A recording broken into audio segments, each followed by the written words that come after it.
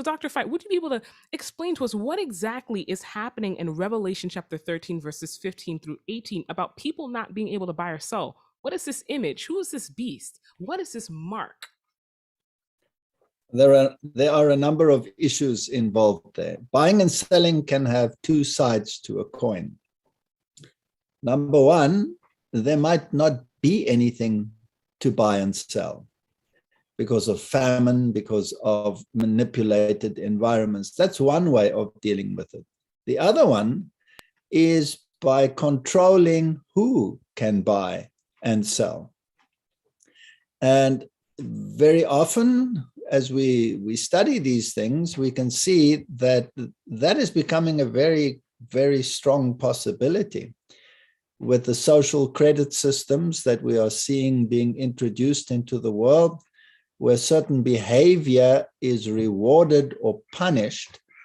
And with the digital monetary system that is being introduced, and I'm fascinated to see that the United States has now also launched a digital system, which by next year, they want fully implemented to retain the supremacy of the dollar. That's what the Federal Reserve just announced.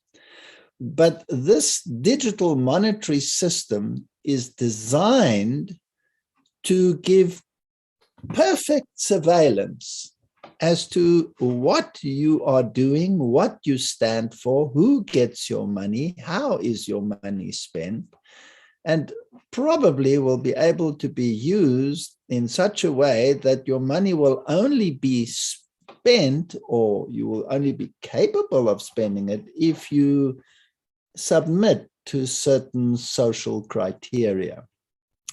Now, that is something brand new. Now, a few years ago, as you all know, alternative monetary systems were introduced in the world, like Bitcoin, for example. And the whole idea of Bitcoin was to make you free from all the restrictions that are out there in the world.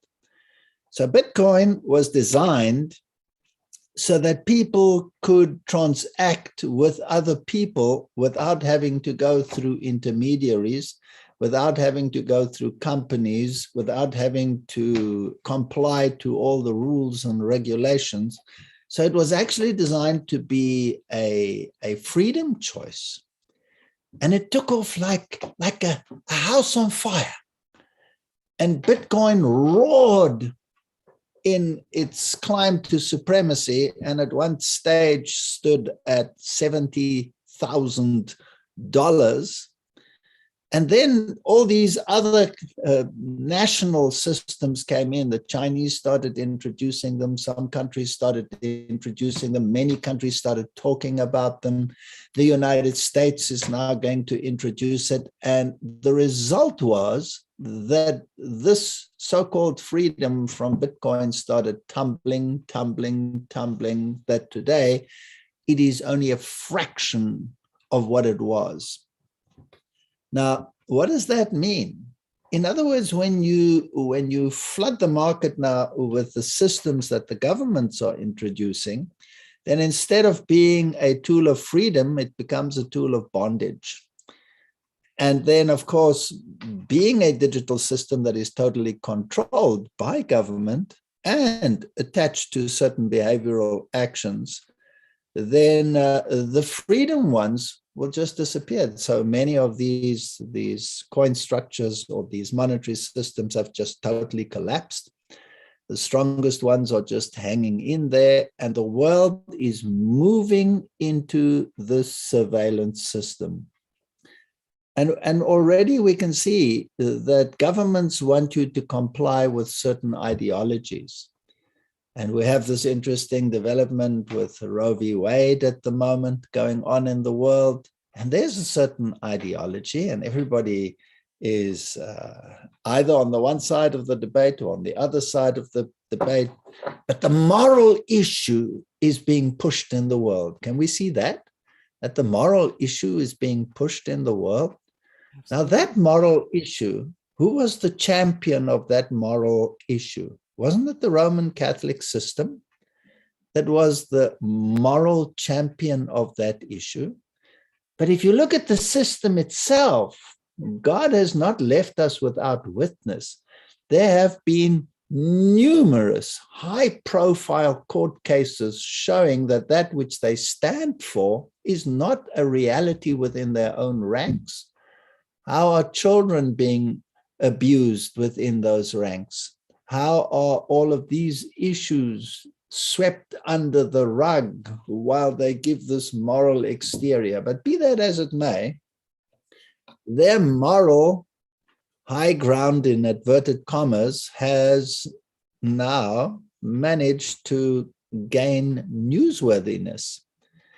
And church and state seem to be coming together with this decision.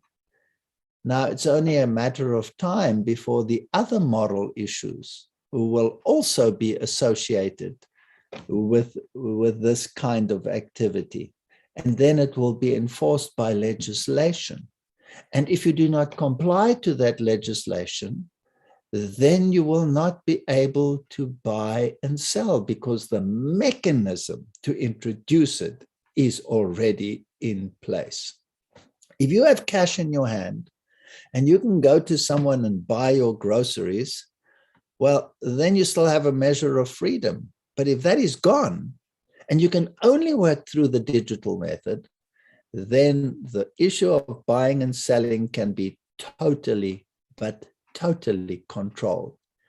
And that is what the Bible tells us what would happen. And it would be associated with the mark of the beast. Now, only the beast can tell you what its mark is, no one else. So we have to ask the beast. So we have to first ask, who is the beast? Now, the reformers, based on sound Bible study, using the very symbols in the Bible, came unanimously to the conclusion, all the reformers, whether it was Calvin, whether it was Luther, whether it was Baxter, whether it was Ridley, whether it was Cranmer, whoever we're talking about, whether it was Tyndale, they all came to the exact same conclusion based on sound Bible study, that the beast was the Roman Catholic system. And the Roman Catholic system has said the mark of its ecclesiastical power is that it has the capacity to change God's law and move the solemnity of the Sabbath to the first day of the week. That is not just moving a day. That is attacking the very authority of God, because God claims that his law is empowered by the fact that he is the creator and that he is the redeemer. And both of those aspects are ensconced in the fourth commandment. Remember the Sabbath day to keep it holy. 6 days shall you labor and do all your work. But the seventh day is the Sabbath of the Lord thy God. On it you shall do no work. And then it lists who shall not do any work. For in 6 days the Lord made the heavens, the earth, the sea, and the springs of water. Therefore he commanded you to keep the Sabbath day. In other words, by keeping the Sabbath day, you are honoring the authority of the lawgiver.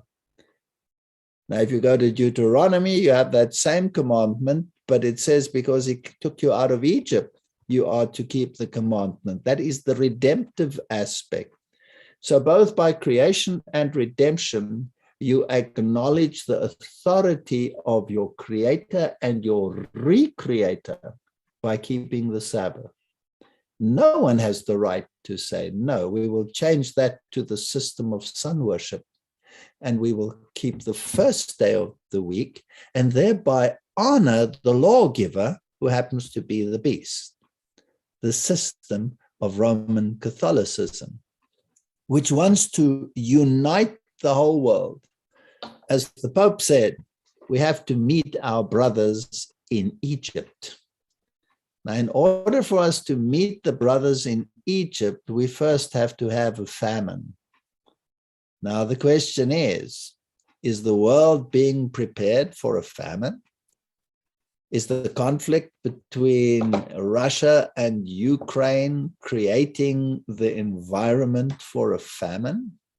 So it seems as if history is repeating itself, and we are heading to the point where you have to go and find your food and your substance from the kings of the world, who will have total control, unless you have a little place in the country where you can provide simple food for your family by growing your own vegetables and making sure that, like the animals in the world, like the squirrels in the world, like the chipmunks in the world, store what you need for the little time of trouble, and in the big time of trouble, rely totally on God.